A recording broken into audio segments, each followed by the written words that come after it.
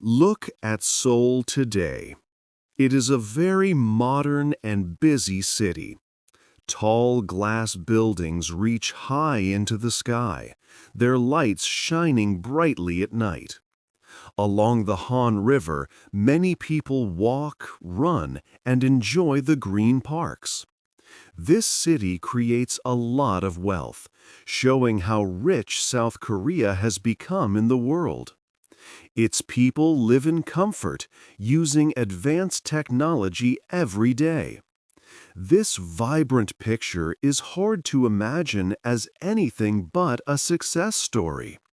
But now, imagine Seoul in 1953, right after the Korean War ended. The city was completely destroyed, a place of broken buildings and ash. There were no bright lights, only darkness and rubble. Hungry children often searched for scraps to sell just to eat. The Han River was not for enjoyment. It was where people washed their few belongings, trying to survive. South Korea was one of the poorest countries, poorer than many places in Africa. It was a nation with almost nothing left. This makes us ask a big question. How did this change so much? How did a country that was so poor, with everything destroyed, become one of the richest countries on earth? And how did this amazing change happen in such a short time, all within one person's lifetime? Many people thought this kind of transformation was impossible. This book will tell you the true story of South Korea's incredible journey. It is a story of big dreams, hard work, and difficult choices. People call this amazing development the miracle on the Han River. It is the tale of how a nation did what many thought could not be done, showing the power of human spirit and effort. 2. A country in ruins. After the Korean War, South Korea faced a terrible time in the 1950s and early 1960s. The war had left the country in deep ruins. Many cities were destroyed, and most important structures like bridges, railways, power plants, and factories were broken. 1 million South Koreans had died, and another 1 million people had fled their homes, becoming refugees. Life was very hard for everyone. In 1960, the country's income per person was only $79. This made South Korea poorer than many countries in Africa, like Ghana, and even poorer than North Korea. There was little food, and people struggled greatly to find work or rebuild their lives. The country depended almost completely on help from outside. Most of the government's money, nearly 80% of its total budget, came from foreign aid. The United States gave much of this help. Without this foreign support, the country could not survive. In cities like Seoul, children often sold cigarettes or chocolates taken from U.S. military bases just to help their families eat. But this aid did not always go to the right places. The government at that time, led by President Syngman Rhee, was known for being very corrupt. Money meant for helping the country often went to the government's friends instead of building new industries or helping ordinary people. This made it hard for South Korea to start its own economic growth. The country also had very few products to sell to other nations. Its main exports were simple items like seaweed, fish, and human hair. Women sometimes sold their hair for money so that wig makers in richer countries could use it. This was the difficult starting point for South Korea, a nation that had lost almost everything and seemed to have no hope for a better future. 3. A new leader's plan. In May 1961, a general named Park Chung-hee took power in South Korea. His military coup happened without a big fight. Park promised to lead the country out of its deep poverty and make it strong. He believed South Korea needed a completely new way of working. He saw the nation as a big company that needed a strong leader and clear plans. Park was called the architect of South Korea's economic success, often known as the miracle on the Han River. His approach to fixing the economy was much like a military strategy. He set very clear goals, used the country's money and other resources very carefully, and did not accept failure. Park's most important idea was called export-oriented industrialization. Before him, leaders tried to make things only for Koreans to buy. But Park decided South Korea would make goods for people all over the world. This was a very brave plan because South Korea was extremely poor at that time. To make this plan work, Park introduced 5-year economic development plans. These plans were not just general ideas. They focused on building specific industries that could sell products to other countries. These included textiles, electronics, and chemicals.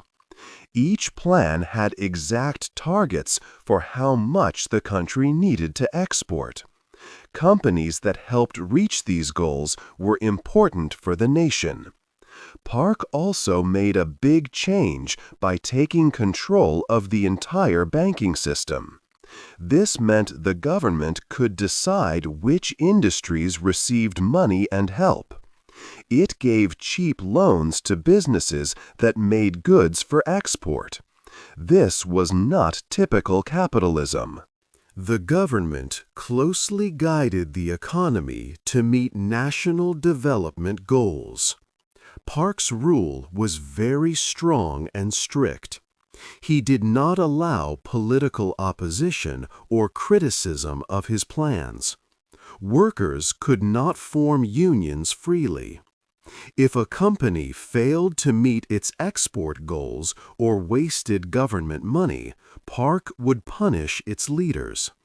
But if a company did well, he gave them more support, money, and help to grow. This method was very effective. This strict authoritarian way of leading helped the economy grow very fast. But it also meant that the Korean people had less freedom during these years. This period laid the groundwork for the country's amazing economic transformation. 4. Big companies get stronger. To make his vision a reality, President Park Chung-hee needed strong partners in the private sector. These partners were large family-owned business groups known as chaebol. Names like Samsung, Hyundai, LG, and Daewoo became very important. The relationship between Park's government and these chaebol was special. It was a new kind of system, not exactly state-owned or completely free market. The government provided the plans and rules, and the chaebol carried out the work. The government gave these big companies many advantages. They received cheap loans from government-controlled banks. They also got protection from foreign businesses. This helped them grow quickly. But in return, the chaebol had to meet tough export targets set by the government. If a company met its goals, it received more money and benefits. If it failed, it could lose support. This system made sure private businesses worked towards national goals. This unique partnership was crucial for Korea's economic development. Consider Lee Byung-chul, who started Samsung.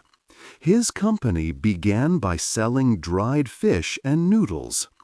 Under Park's plan, Samsung received large government loans at low interest rates.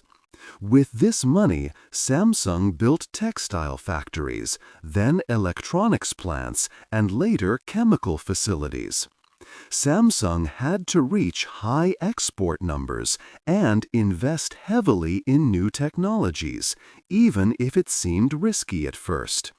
This helped the company become a giant in many different areas. Another example is Chung Ju-young, the founder of Hyundai. He came from a farming family, but became one of South Korea's most famous industrialists. In 1971, Chung decided to start building ships even though his company had no experience in that field. When he asked for a $100 million loan from British bankers, they wanted proof of his ability. Chung showed them a 500 won banknote with a picture of a traditional Korean turtle ship. He told them that Koreans had a long history of building advanced ships for centuries. Amazingly, he got the loan. Hyundai then built the world's largest shipyard in Ulsan, South Korea, in a surprisingly short time. Within 10 years, Hyundai became a global leader in shipbuilding.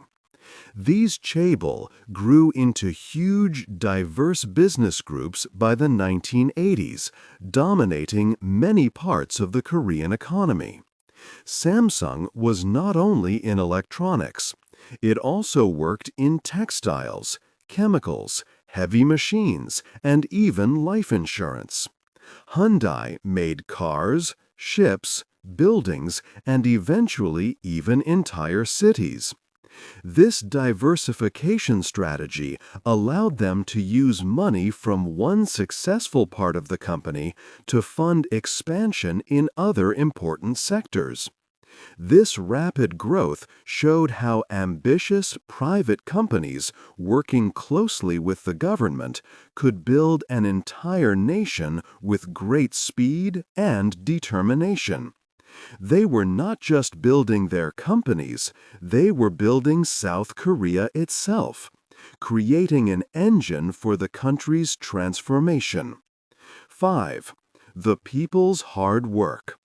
South Korea's economic success was not only because of strong leaders and big companies. It also came from the hard work and sacrifice of its people. One key factor was a strong focus on education. Many Koreans believed school was the best way to escape poverty. By the 1980s, most people could read and write. Later, in the 1990s, more people went to university than in almost any other country. This led to education fever. Students often studied 16 hours a day, even on weekends.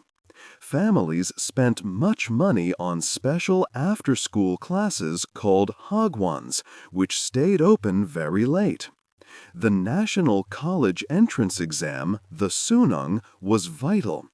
A high score on this one-day test could decide a student's whole future, including university and job.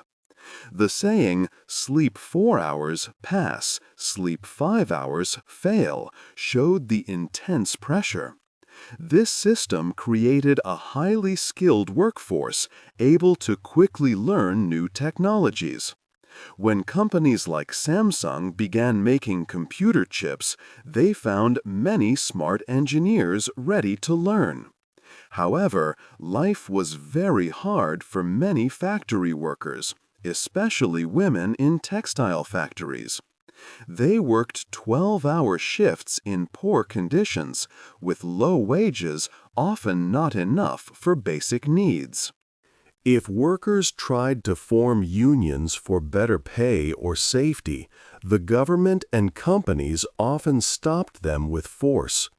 But in 1987, big protests and strikes, like the Ulsan Typhoon, spread across the country. These events slowly led to better working conditions and wages in the late 1980s. Another important part of Korean society was the Pali-Pali culture. Pali-Pali means hurry, hurry. This was a national mindset valuing speed and efficiency, driven by the government's high goals for companies. Everything had to be done faster. For example, Hyundai built a large shipyard and ships at the same time, which was a huge challenge. This thinking was everywhere. Students studied intensely, and workers competed to produce the most. Even daily meals became faster. This culture helped Korean companies develop new products and grow quickly. However, it also meant high stress, with rest sometimes seen as laziness, showing the personal cost of rapid development. The people's strong will and endurance truly fueled the nation's progress. 6. Big changes and a big problem. In 1987, South Korea experienced major changes. The country had grown, and educated citizens now wanted democracy, not military rule. The protests began after a student, Park Jong-chol, died from police torture in January. This act angered many and sparked the June democratic struggle. For 3 weeks, millions of Koreans protested in cities like Seoul. Students, workers, and middle-class people demanded direct presidential elections and an end to military power. The military government, led by Chun Do-hwan, faced a tough choice. Using force, like in Gwangju in 1980, was risky. The Seoul Olympics were scheduled for 1988, bringing global attention. Also, Korea was a strong trading partner now. So, on June 29, 1987, a government leader, Roh Tae-woo, accepted the people's demands. Korea peacefully transitioned from military rule to democracy. 10 years later, in 1997, Korea faced a huge economic problem, the Asian financial crisis. It nearly ruined the economy. Large companies called chaebols had borrowed too much, expecting government bailouts. When financial issues hit other Asian nations, Korea was quickly affected. Its currency, the won, lost half its value, and many chaebols went bankrupt. The International Monetary Fund provided Korea with a $58 billion loan. However, strict conditions applied. Korea had to reform its financial system, sell struggling companies, and open its markets. This felt like a deep national humiliation, a return to foreign dependency. But Koreans showed remarkable unity. In December 1997, ordinary citizens started donating personal gold. People gave wedding rings, family jewelry, and small gold items. This was known as the Gold Collection Movement. It was a spontaneous effort. Millions helped their country.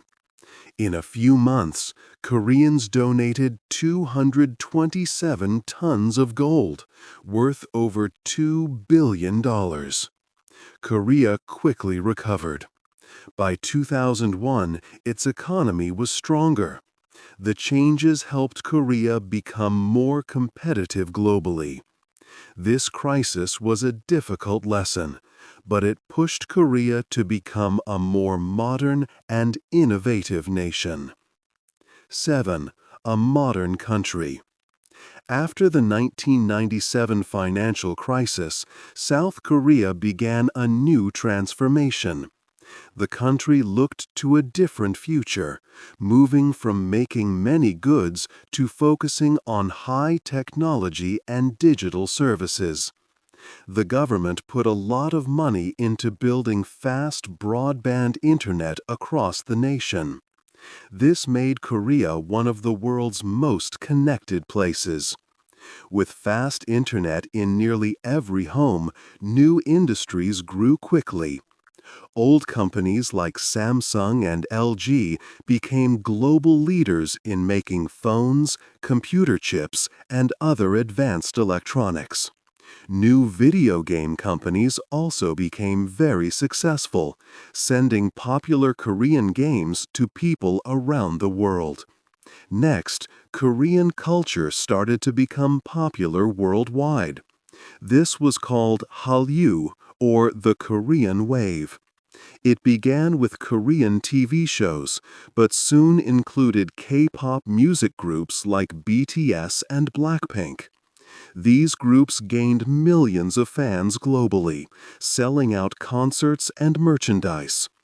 Korean movies like the award-winning Parasite and many TV dramas also became famous, helping to introduce global audiences to Korean ideas and ways of life. This cultural wave showed the world Korean stories, beauty products, and food. Hallyu made Korean culture a big export, bringing billions of dollars to the country each year. However, modern South Korea faces some new and difficult problems. One of the biggest is its low birth rate. People are having fewer children than in any other country, with the lowest rate in the world. This means the population is getting older very fast. By the year 2072, nearly half of all Koreans will be over 65 years old. This aging population can cause big problems for the country's economy and its social care systems. The intense pressure for education, which once helped the country grow, now causes many young people a lot of stress, anxiety, and mental health issues. There are also concerns that the very large family-owned companies called chaebol might stop new, smaller companies from growing and innovating. South Korea is working hard to solve these challenges with new ideas. The government and companies are investing in innovative areas. They support new startups, research in artificial intelligence, and green technologies to protect the environment. Korean companies are leading the world in developing fast 5G networks, efficient electric car batteries, and advanced computer chips. The country continues to aim high, now focusing on the technologies and creative ideas that will shape the world of tomorrow. This shows that the same strong drive and spirit that built the country from ruins is still alive in modern Korea. 8. The story's meaning. This final chapter looks at the meaning of South Korea's amazing journey. The country's success came from a few key things. First, strong leaders made clear plans for growth. Second, Big companies like Samsung and Hyundai worked hard and grew fast, making products for the world. Third, education was extremely important. Families pushed their children to study hard. And fourth, the people themselves made huge sacrifices, working very long hours with a hurry mindset. This strong effort helped turn a very poor nation into a rich one. But this fast economic growth had a difficult side. The intense competition and quick changes caused a lot of stress for many people. There were big concerns about mental health, and sadly, some young people struggled greatly. The constant drive to achieve meant long work hours and tough conditions for many, especially during the early years. This part of the story reminds us that progress can come with high social costs.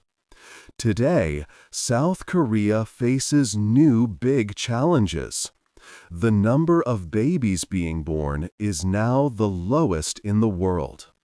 Also, the country's population is getting older very quickly. These issues will shape Korea's future in important ways. Yet, the core lesson of Korea's story is about human determination. It shows that people can overcome almost anything if they are united and willing to work. It proves that big, impossible-seeming changes can happen when a whole society decides to build a better tomorrow through hard work and smart choices. This miracle on the Han River is a powerful example of what human spirit can achieve. What do you think is the single most important lesson from South Korea's incredible journey?